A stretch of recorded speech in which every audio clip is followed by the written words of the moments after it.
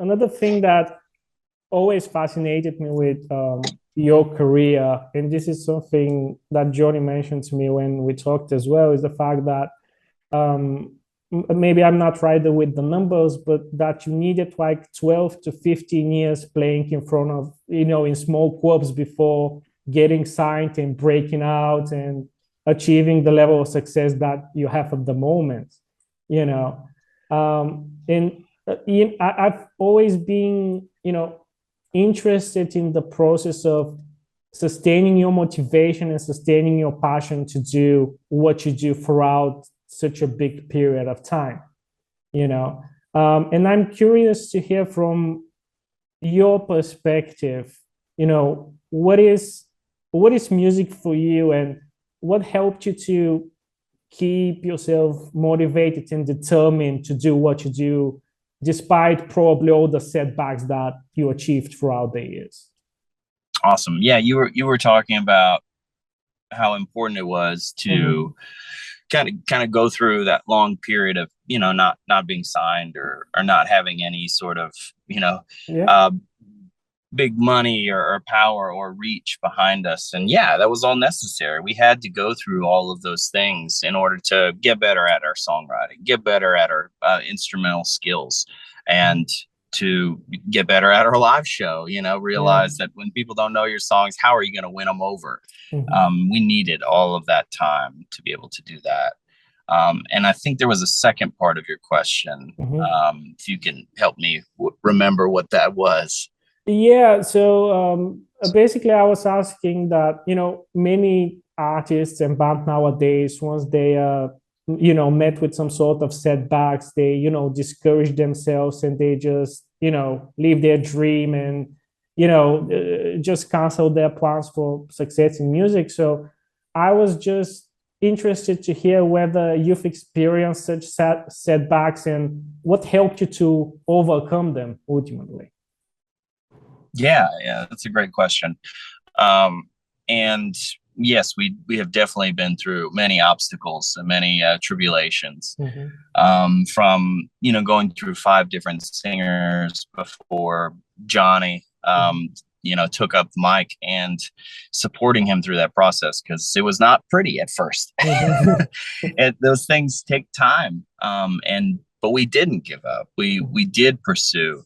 His first show singing was out in the Key Club in LA, and we had won the Ernie Ball Van's Warped Tour Battle of the Bands, and so they flew us out there to go play. And his first show was singing behind the drum kit, and the show was bad. It went really awfully, so bad, in fact, that our other guitar player at the time, we used to be a 2 guitar player band, and he quit. He just couldn't handle it anymore, and he wanted to just go work for his dad. Wow. So he gave up the dream, and we're still friends with him and everything, and we totally understand. He did what he had to do. And I think the biggest hurdle I personally went through was becoming a father, and how difficult that was, and the support I needed from my wife, and really her holding down the fort while we were making chump change, or literally no money. She was making all the money and helping, paying all the bills.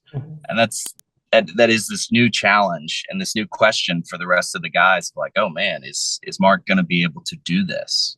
And we really assured them, verbally and through our actions and everything, that it's like, I still believe in this, and I still know that we can do this. And the years went on, and yeah, we absolutely met the right people we needed to have on our team. Felt good about the label that we're with, and getting our music to the masses, and things went, they really went the best they could, honestly. And so I guess what I'm getting at is like this philosophical cosmic justice sort of thing of everything happens for a reason. We needed to go through all of that heartache. Here's to the heartache that song is about a lot of that. You need the crap, you need the shit, because you wouldn't make it, to the other side.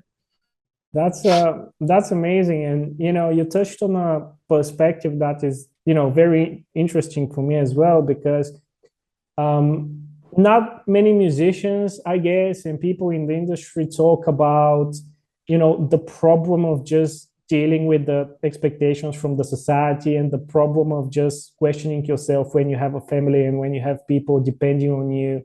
And I don't know if if this relates to you as well, but I guess it's normal to question yourself, to think whether this would be possible, whether it would be a good idea to change something. And because it's easy to be passionate and to be determined to be a rock star when you are 19 years old, but when you're older and wife moves and more people depend on you, I guess this is a really big challenge.